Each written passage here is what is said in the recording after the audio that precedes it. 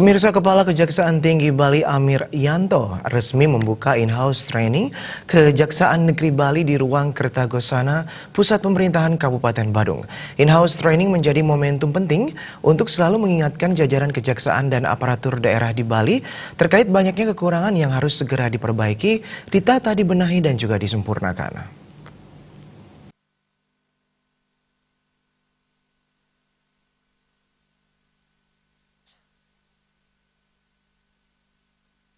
Kepala Kejaksaan Tinggi Bali, Amir Yanto mengatakan, in-house training agen perubahan Kejaksaan Tinggi Bali ini sangat penting bagi seluruh jajaran kejaksaan dan aparatur daerah di Bali dan tingkat kabupaten kota. Kegiatan tersebut digelar didorong semangat yang tinggi untuk menyelaraskan orientasi pemikiran dan cara kerja sebagai bentuk usaha berubah dan melakukan pembaruan dan penyesuaian yang berkenaan dengan dinamika perkembangan berbagai aspek kehidupan, seiring semakin besarnya ekspektasi, keinginan dan tuntutan akan terpenuhinya berbagai kepentingan masyarakat, bangsa dan negara.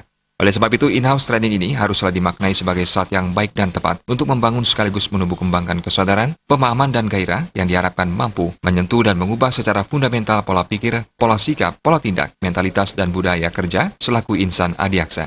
Peserta in-house training juga berasal dari pemerintahan daerah, baik dari provinsi maupun kabupaten kota. Diharapkan in-house training mampu memberikan pemahaman tentang perlunya mengubah pola pikir dan budaya kerja dalam upaya membentuk zona integritas. Hal terpenting adalah bersama-sama bisa menjadi agen perubahan atau agent of change, sekaligus role model yang bisa memberikan keteladanan bagi segenap individu dan jajarannya. Tujuannya adalah secara proaktif dan konsisten memastikan terselenggaranya berbagai upaya perbaikan yang dibutuhkan untuk mencapai perubahan yang dikehendaki.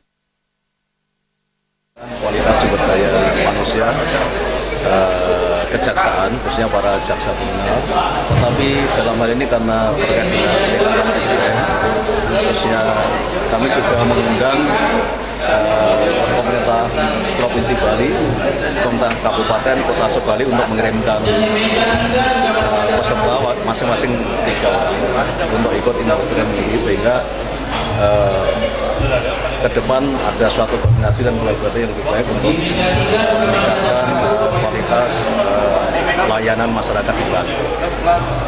Perlu saya sampaikan bahwa pada tahun 2018 alhamdulillah dukungan antara dari mass media juga, Kejaksaan Tinggi Bali sudah memperoleh sertifikat wilayah bebas korupsi. Oleh karena itu, in-house training ini adalah membentuk agen perubahan. Jadi untuk agen perubahan lebih baik, bisa memberikan pelayanan kepada masyarakat yang lebih baik.